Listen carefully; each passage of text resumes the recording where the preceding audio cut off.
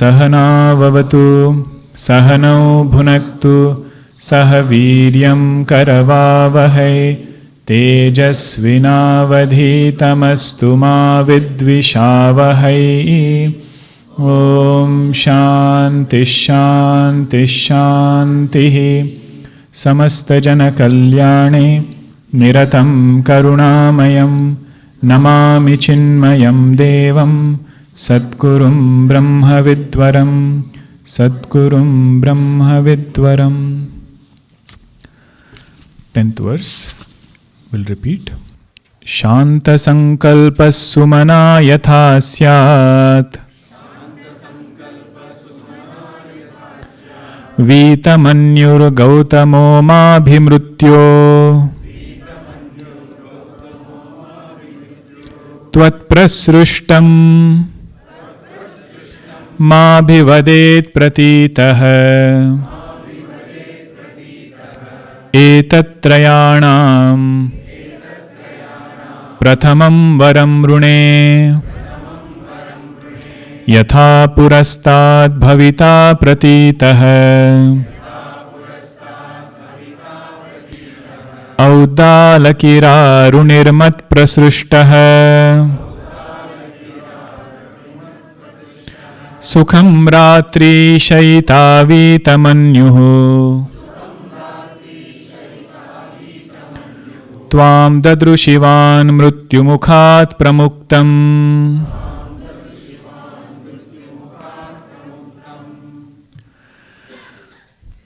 Yamacharya is very pleased with Nachiketa and he says, for 3 nights that you fasted, I will give you 3 boons. Nachiketa asks the first out of the 3 boons, and he has asked actually 5 things.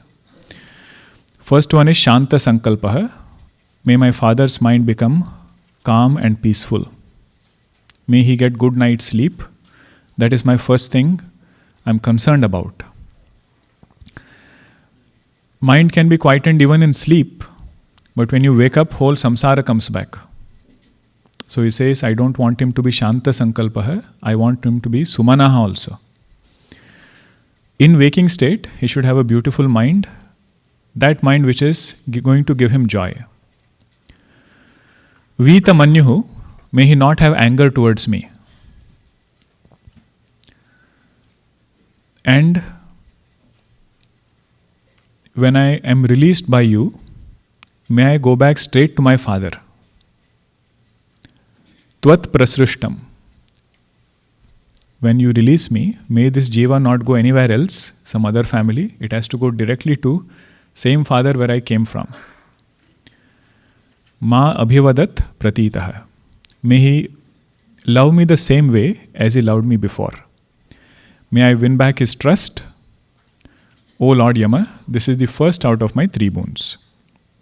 Etat trayanam prathamam varam rune.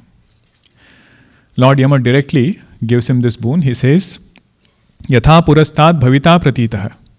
As your father loved you before, same way he is going to love you now. Auddalaki arunihi mat prasrushtaha. Having released by me when you go back, by my grace, your father, who is also known as Auddalaki, also known as Aruni, is going to love you the same way. This point we had seen in the last class, whether Nachiketa's father will have anger towards Nachiketa or love towards Nachiketa. It is only not decided by immediate things. Yamacharya's blessing also is contributing. So when we become recipients of different emotions, bringing this idea that there is something divine in every emotion, every experience, That is how the sadhaka thinks. Sukham ratri shaita vitamanyu. He says, may my father have good night's sleep. Or Yamacharya is blessing. May your father have good night's sleep. And tvam dadrushivan mrityu mukhat pramuktam. Having released by me, when he sees you, all these things he will give you. Now with this, the first boon is over. Second boon is going to start from the 12th mantra. But we need to see some introduction before we see the 12th mantra. Sometimes we feel Upanishads talk only about Brahman. They talk only about Brahma Vidya. You are not this body, you are not this mind. You are that pure consciousness. It is true. That is the main message of Upanishads. But Upanishads also talk about techniques for bringing about a very strong, cheerful, and a beautiful mind. That technique is called as Upasana. That technique is called as Upasana. If you want to understand it in today's terms, we should understand it as bhakti, devotion. That technique of devotion, which will help bring about a very unique kind of a mind, that is discussed in the next set of mantras. Sometimes we might have our own idea about devotion. Huh? If somebody says or somebody asks us, what is devotion? One person might say, doing puja of the Lord is devotion. Another might say, doing parayanam is devotion. Chanting stotram is devotion. Somebody might say, I love to do nama sankirtan. I love to sing. That is devotion. All are true. Sometimes people have other ideas also. Huh? They say, only when I have tears in my eyes, that is devotion. Somebody asked me recently, I sing and chant, but never I feel that emotion. So their definition of devotion is something related to some bhavana. Tears have to come, then it is called as devotion. Here we should ask the question, what is Upanishad talking about devotion?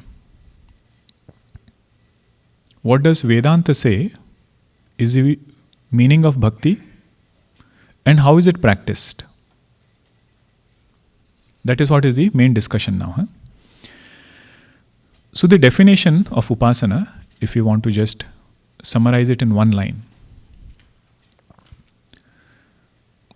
invoking the divine in a given altar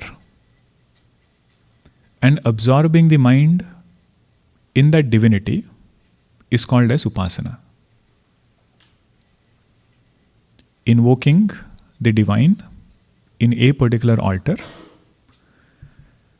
and absorbing the mind in that altar, that is called as Upasana. Now altar can be form of the Lord, Vigraha of the Lord. But when devotee looks at the Vigraha, it might be made up out of marble, made out of some stone, made out of wood. But he doesn't see the material there. What he is seeing there is that consciousness, that Bhagavan who is Lord of the universe, expressing in that Vigraha. Whoever is his Ishtadevata, is his my Bhagavan who is appearing in the form of this universe, I invoke that Bhagavan in this Vigraha. That consciousness he is invoking in the idol. Looking at ordinary, invoking extraordinary. Looking at ordinary, invoking extraordinary, that is called as Upasana. Now that altar can be stotram, that altar can be name of the Lord. Altar can be Vigraha of the Lord. All are different altars. The point is, this kind of thinking or understanding will not add another kind of devotion. what it will do is deepen the devotion in and through the practices which you are already doing. If I am doing chanting, let us say, in the mind of this Upasaka, the thought is, I am worshipping that Bhagwan who is Lord of the universe, who is appearing as his creation in and through this stotram. His bhavana is, my Bhagwan is not part of universe. Bhagwan is the universe. He is not living in a part of universe, but he has become this universe. My Bhagwan who is creator is not living in creation. My Bhagwan who is creator has become the creation. That Bhagwan I am worshipping in this Vigraha.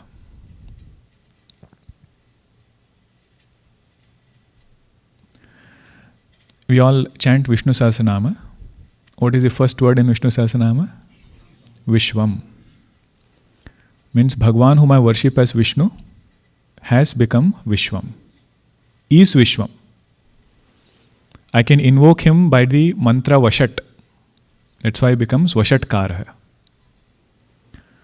Vishwam Vishnur Vashatkaro Bhuta Bhavya Bhavat Prabhu. He is the Lord of all three periods of time. Then Bhutatma Bhuta Bhavana, the one who is essence of all beings, the Atma of all Bhutas. Not only this Bhuta, any entity in this creation, the essence of that is God. That Bhagwan I am invoking in this particular Vigraha. Bhutatma Bhuta Bhavana. I do this Bhavana that I am invoking that all-pervading Lord in this particular Vigraha. Looking at ordinary, invoking extraordinary. We should not feel we are unfamiliar with this Upasana concept. Some more colloquial examples, day-to-day examples of Upasana are when we have a family photo. Good old days when we had a working desk, when we would go to our own working desk, there you had a family photo. If you literally look at it, what is that photo? Paper with a piece of glass on top of it. But looking at that family photo, family picture, the emotion which comes in the heart is of love. Emotion which comes in the heart is of gratitude. Looking at ordinary, the emotion which is being invoked there is something divine. In the same way, looking at Vigraha, the emotion which he invokes there is, this is my Bhagwan who is Lord of the universe. That consciousness which is conditioned by this creation, whom I call as God, that Bhagwan I am meditating upon in this Vigraha. Another example of Upasana is national flag. If you look at material of national flag, it's just cloth with some design on it. But when you see it, the way we look at it is through the lens of patriotism, through the lens of sacrifice. That's why all major programs, they'll have this ceremony where the flag is hoisted, national anthem will be chanted. The main idea there is, this particular altar, I can invoke something divine in that altar. Swami Vivekananda ji, when he goes to meet one king, that king had some erroneous ideas about idol worship. And he started making fun of it. He said, this is just a piece of material and you are saying it is God. Next to that king was his grandfather's photo. Swami Vivekananda ji says, can you throw something on this photo? A little bit water, just throw it. He said, what are you talking about? This is my grandfather. He says, no, this is just a picture. He said, for you it might be picture, for me it is my grandfather. He says, in the same way, for you this is stone, for us it is divinity expressing in that stone. That is the Upasana definition, invoking the divine in a given altar and absorbing the mind in that altar. The more we are able to absorb, greater is the efficacy of Upasana.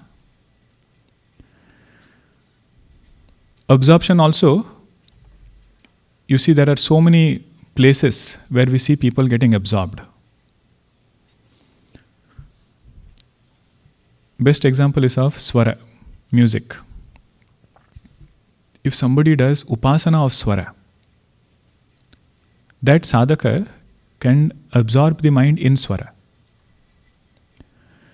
And wherever mind gets absorbed, that altar rewards. That is one Siddhanta. All our Rishi Munis got knowledge of cosmology, physiology, Ayurveda. They didn't read a book and then compose their another book. Their knowledge came through absorbing the mind in totality, and that altar rewarded them with knowledge of that field. The main point is, absorption has its own benefit. Newton absorbed his mind in science, and that altar rewarded him with knowledge of something which was not available to anybody else.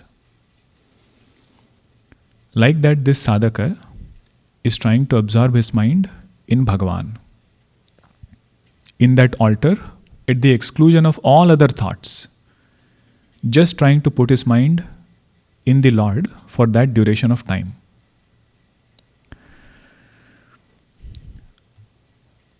What is the definition of Upasana?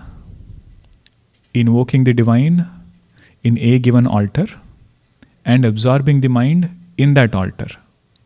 That is called as Upasana. Now the next point is, okay, how should I start? What should I do? If somebody wants to practice this, somebody wants to start, where should I start? First step is connecting with one form of the Lord. We should have some form towards which we develop love. One Ishtadevata towards whom we have Atmiya bhava. Means we feel I belong to him, he belongs to me. This is my Ishtadevata. That form one should connect. Second step is to know the Mahima of Bhagavan. To know that he is not limited to only this form. He alone is appearing as this universe. He alone is appearing as this creation. Knowing the Mahatmya, greatness of the Lord. First step he says, I am devotee, you are my master. Started with one form. But now he understands, my Bhagavan is this whole universe and I am his devotee.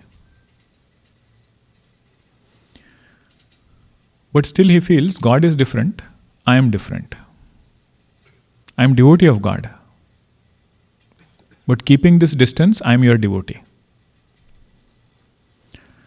But a stage comes when he doesn't want to keep his identity separate from God.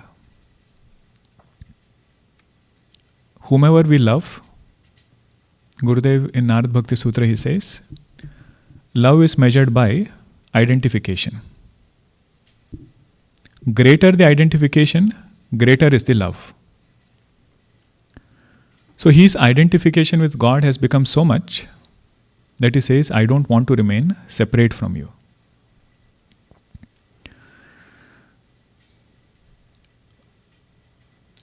Now his effort is to become one with Bhagavan. What is his understanding with Bhagavan? What is his understanding of Bhagavan? As this universe. God is not only one person for him, God is his entire universe. If he wants to become one with God, what does he want to become one with? whole universe. Whole universe. This kind of bhavana is called as upasana, where he doesn't want to remain separate from the Lord, wants to dissolve himself in the Lord, whom he has understood as this whole universe.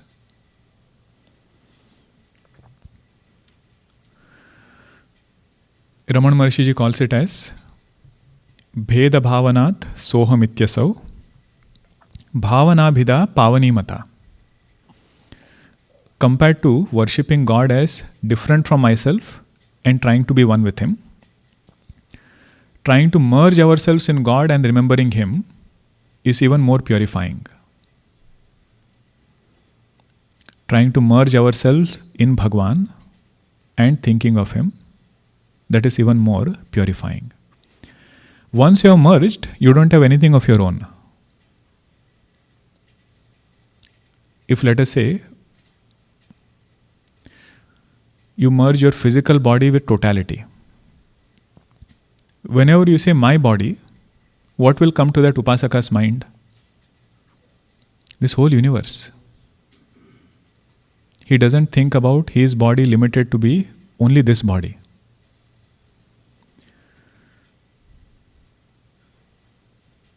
Whenever he thinks about mind, what mind will come to him? Total mind, cosmic mind. Okay, think about it in this way. We have this physical body, right?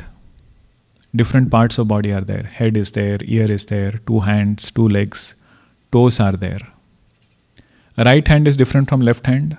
Right toe is different from left toe. But do I feel they are different people? Or do I feel there is one person expressing through all this? One person expressing through one body. This body is called as pinda, lump. In many ashrams, when they do bhandara, invite sadhus, the invitation they send is आपके आश्रम से 2 मूर्ति भेजिए. From your ashram, please send 2 murtis. Whoever you send, it's okay. Means in their eyes, this is just one conditioning. Just like I feel, I am expressing through this whole sharira, it is called as pinda abhimani. Pinda abhimani, one who is expressing to this whole body. Just in the same way, there is one consciousness which is expressing in entire creation. If Abhimani of Pinda is called Pinda Abhimani, Abhimani of Brahmanda is called as Brahmanda Abhimani. That is Bhagavan. And he has dissolved his individuality with God. Just for understanding purpose, with lot of faith, just think about it in this way. When I say body, I don't have only this sharira. This whole universe is my sharira. Upasana needs lot of faith. Logically also you can explain, but it reduces the sweetness. What is the logical part? This harmonium, this carpet, those trees, the river, mountain, everything is Panchamahabhuta. Space, air, fire, water, earth, different combination, different names and forms. What is this body made up of? Different Panchamahabhuta or same Panchamahabhuta? Same Panchamahabhuta. And what do I feel? This body is mine.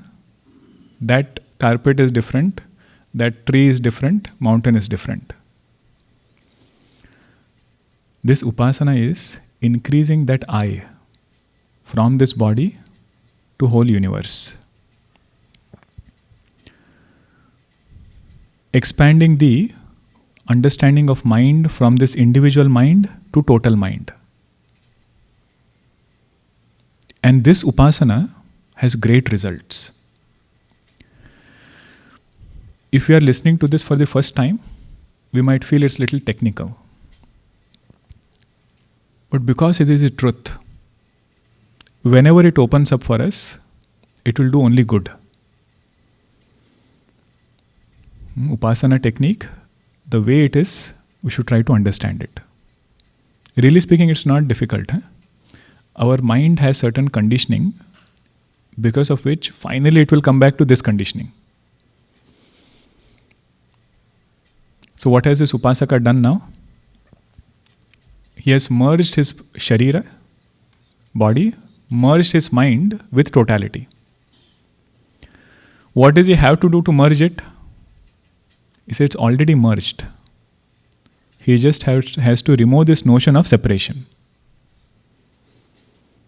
It's already merged. He just has to remove this notion of separation.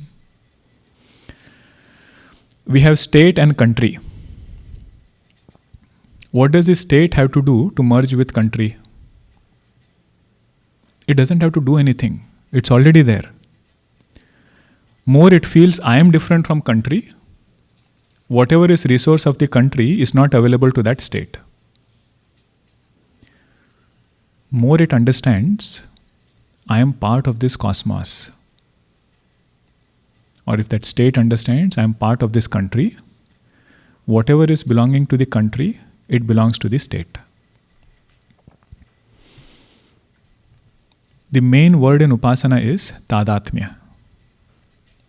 Tadatmya means taking that to be mine. Tat eva Atma.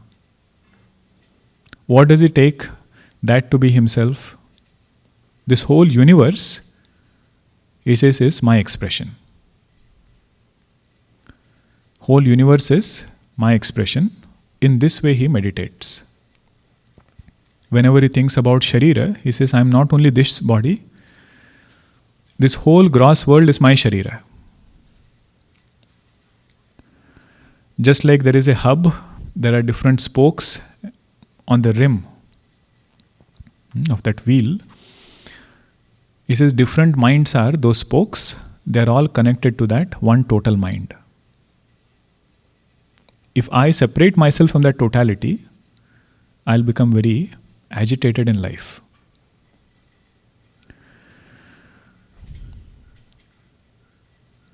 What was the definition of Upasana? Invoking the divine in a given altar and absorbing the mind in that altar. What are the steps of Upasana?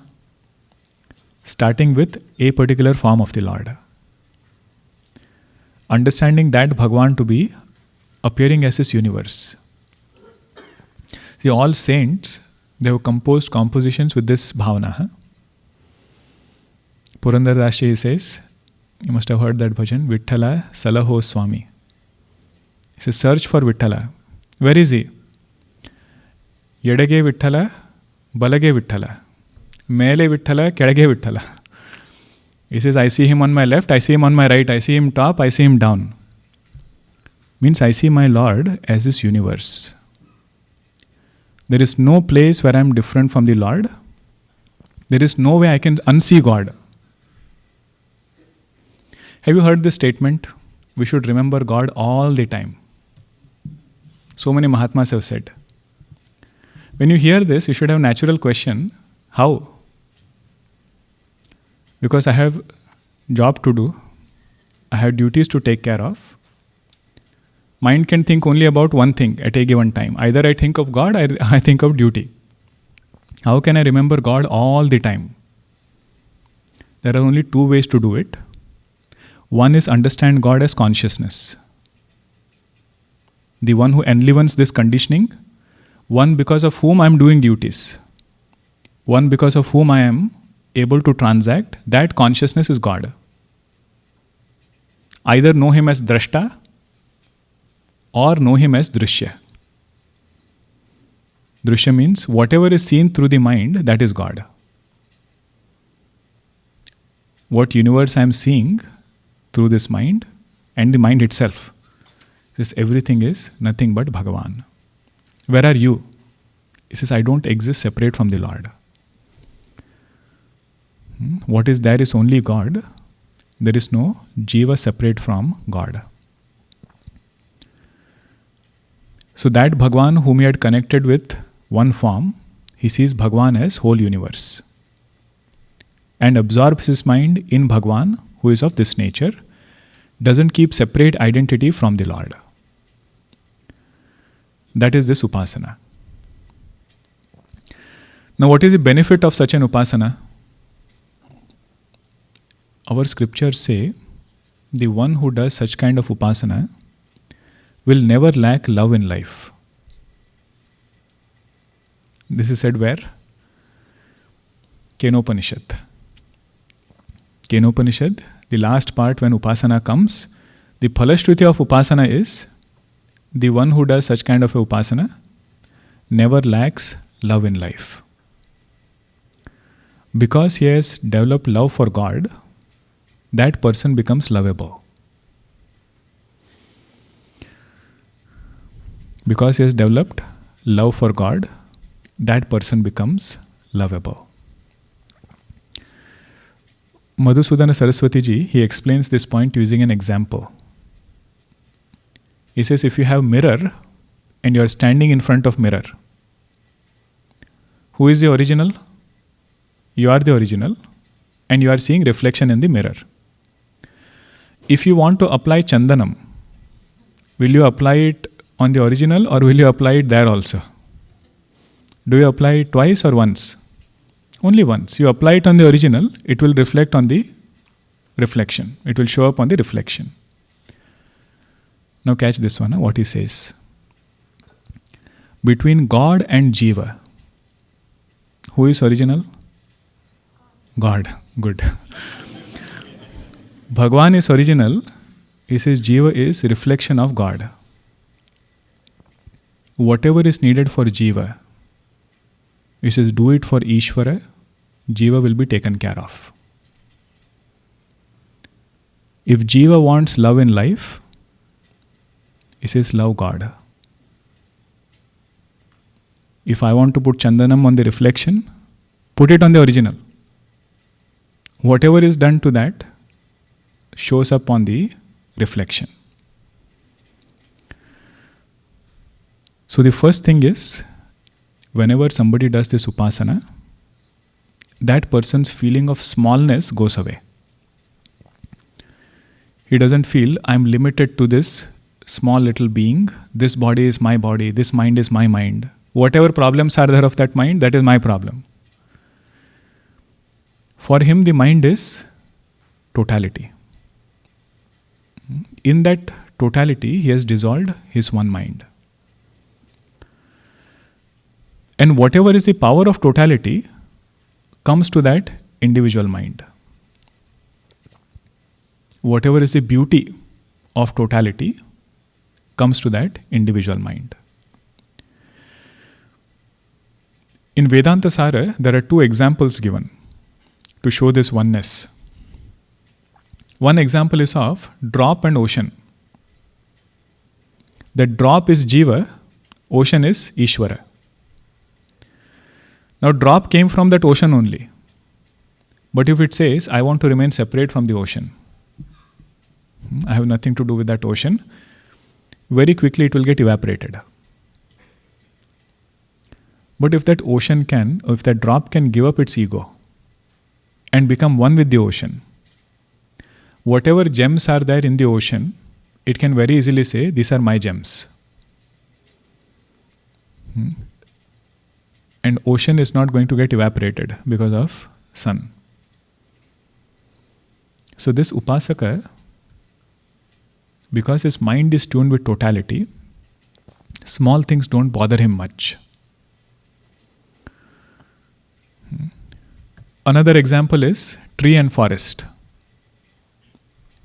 There is tree and there is forest. More this tree says, I want to be separate from forest. The minerals, the rain, all other benefits of the forest are as though not available to it. But if it can let go of its ego and merge with this forest, the entire nutrients of the forest, entire resources of the forest is available to that single tree. So that tree is Jiva, forest is Ishvara. See, our body is made up of food. To nourish this body, we need total food to take care of. To nourish this physical body, we need samashti food, total food, to nourish it. Our mind is made up of sentient material. You can call it as spark of God. To nourish this spark, you need the main conflagration of fire. So that is this kind of upasana, where he tries to dissolve himself in totality. Okay, think of it in a more tangible way. This is an example. Let us say there is a family of 4. One person always thinks about himself, his own choices, his own preferences, his own likes and dislikes. Another person identifies with family, does all his actions keeping family as his goal. Who do you think will be more loved? Person 1 or person 2? Person 2. Because he has more tadatmya, he has more identification. Whenever he needs help, all others will be ready for him. All others will be ready for him because he has done this tadatmya.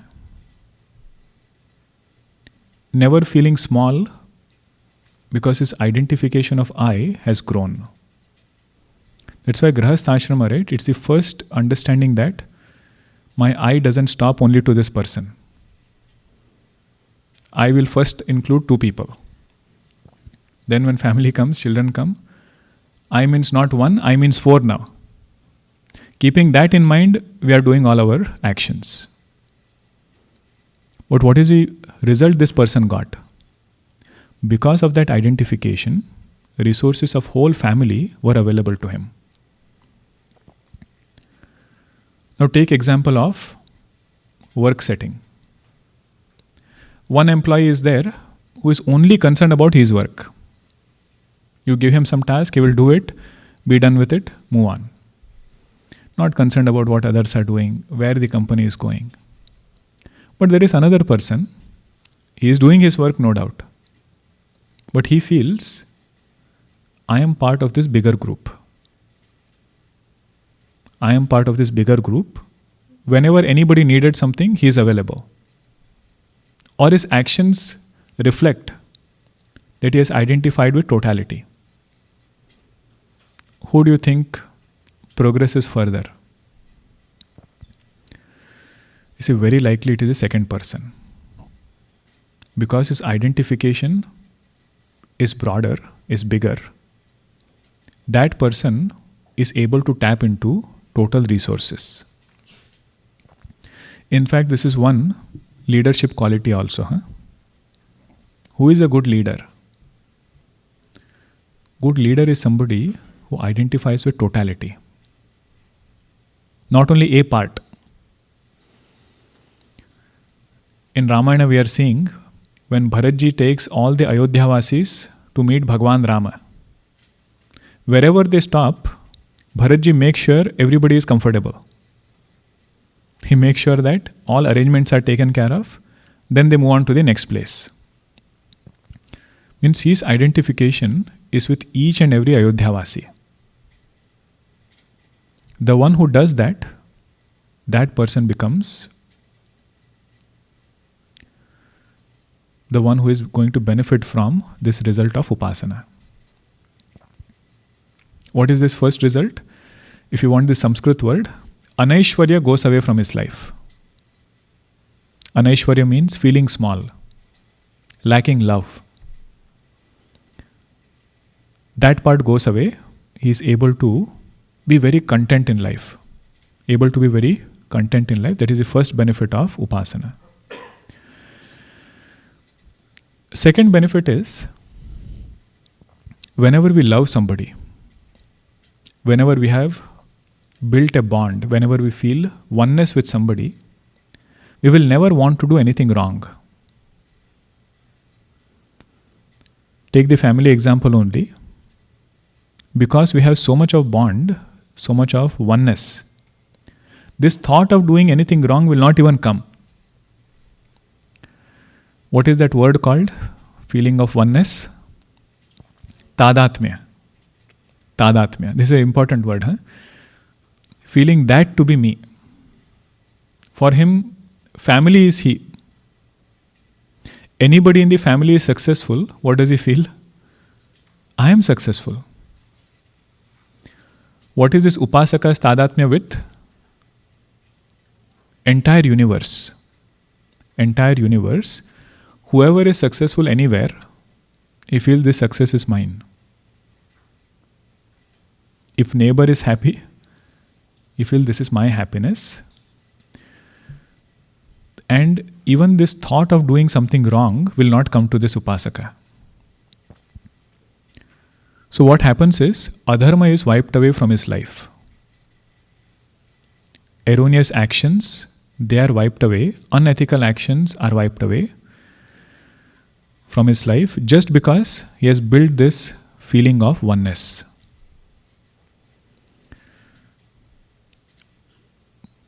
Sorrow comes because of Papa karma. Papa karma comes because of adharma.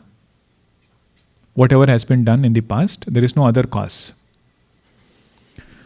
Now, because his karma has become so beautiful, more dharmic. So, dharma brings punya, punya brings more sukham. So, very quickly he starts feeling, my life is more cheerful.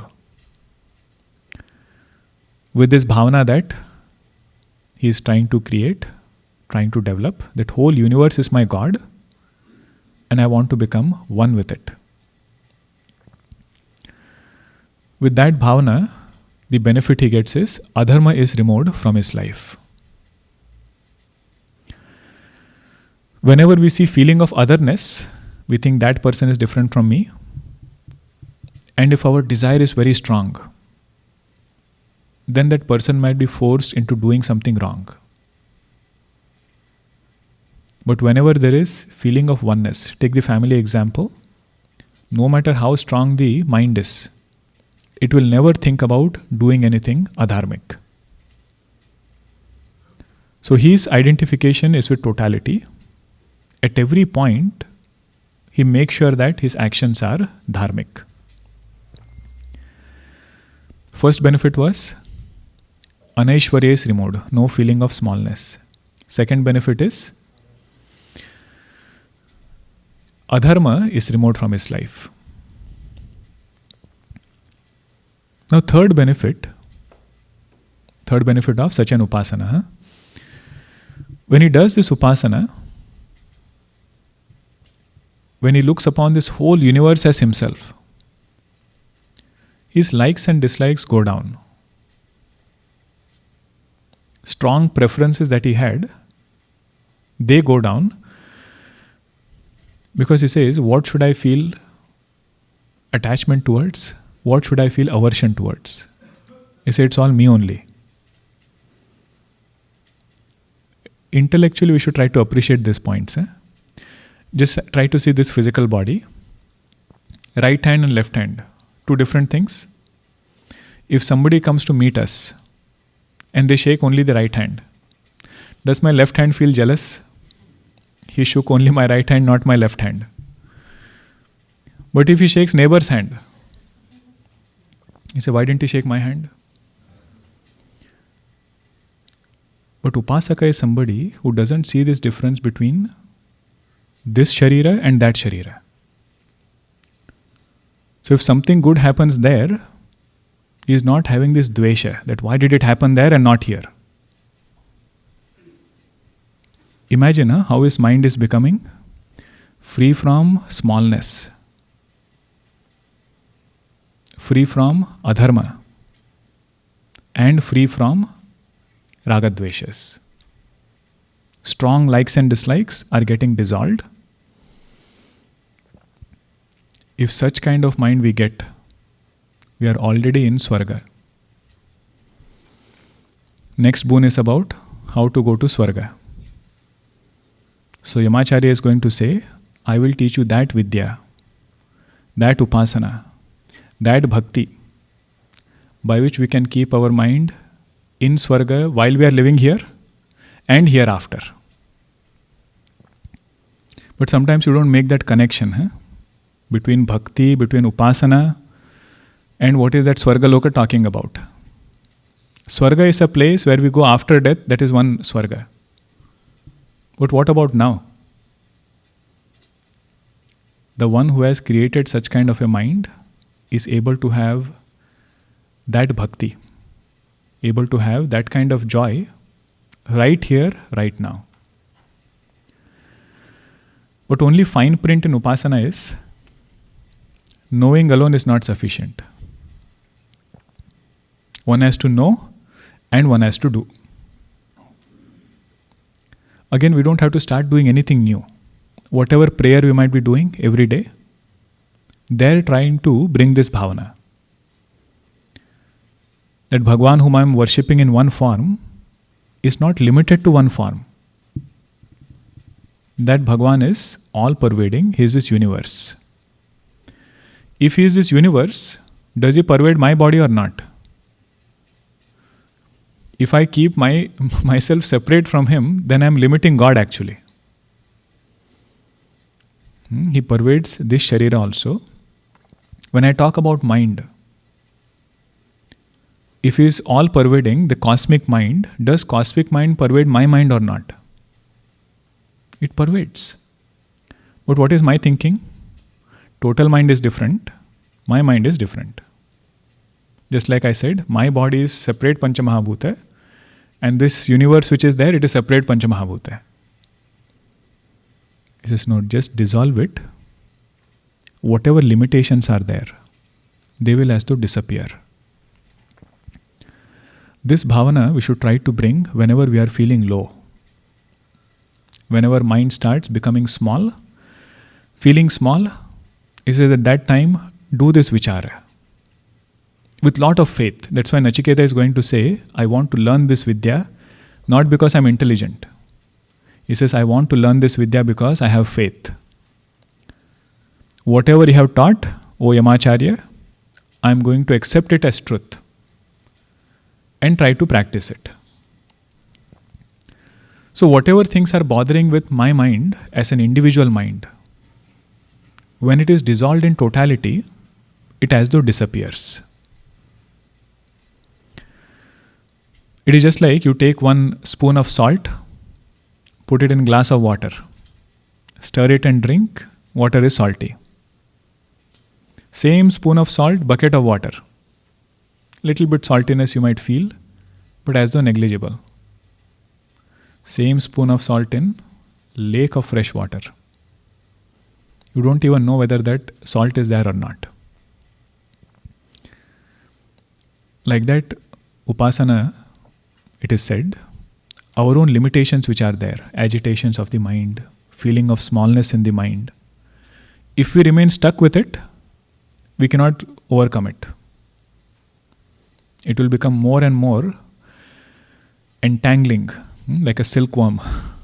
In its own cocoon, it gets wrapped up more and more. But if I dissolve it in totality, whatever limitations are there, they as though get washed away. Swami Akhandananji would say, even once if we can get real glimpse of this totality, in Hindi it's more sweeter. जिस मन का विराट से स्पर्श हुआ हो, वो मन बिल्कुल बदल जाता है. That mind which has tuned with totality does not remain the same anymore.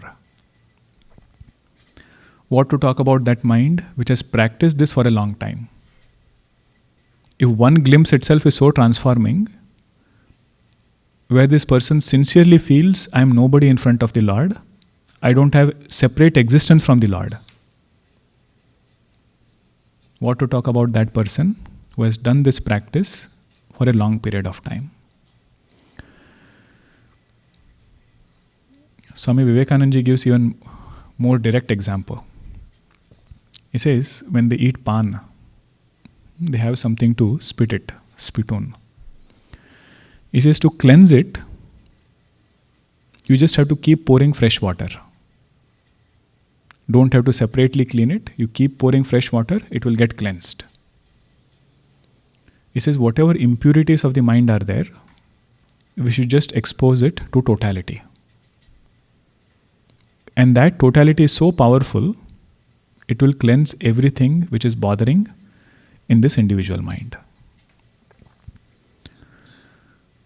So this is the technique of Upasana. Very, very powerful technique to bring about a healthy mind, cheerful mind, and a very beautiful mind. All it demands is we have to understand how it is done and spend some time in the day to actually do it. And again, we don't have to start something new. Whatever we are doing already, we might be chanting something, we might be doing some kind of puja, worship. There we should think that I am worshipping not one small little form, but I am worshipping my Bhagwan who is this universe. And worship, more it becomes filled with love. Then devotee doesn't want to maintain any separation. That feeling of oneness, dissolving oneself in totality, that becomes his upasana.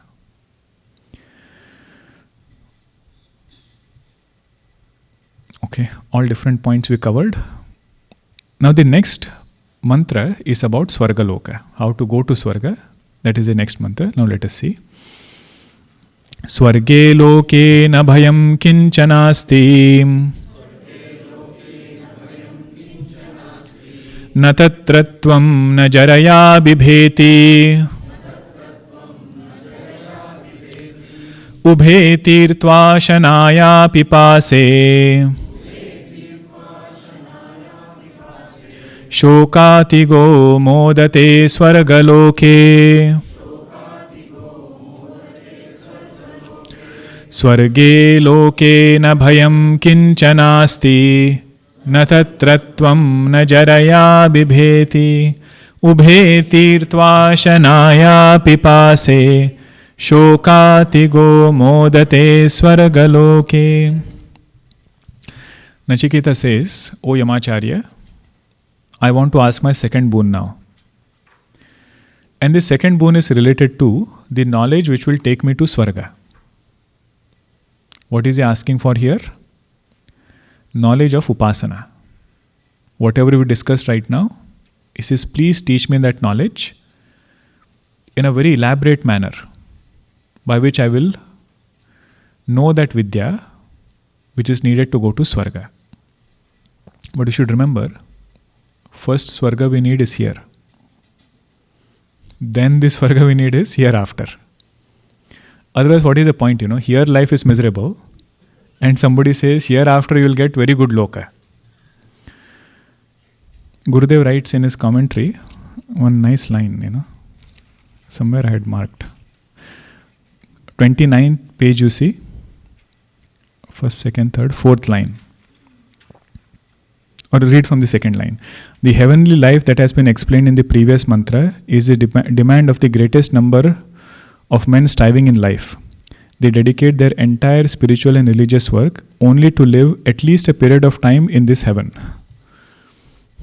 Means either here or hereafter, what we are seeking is peace and calmness of the mind. That Vidya, he says, I want to learn. But why do you want to go to Swarga?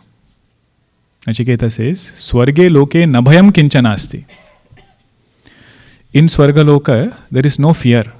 That's why I want to go. Why is there no fear? He says, natatratvam. You are not there. You are not there.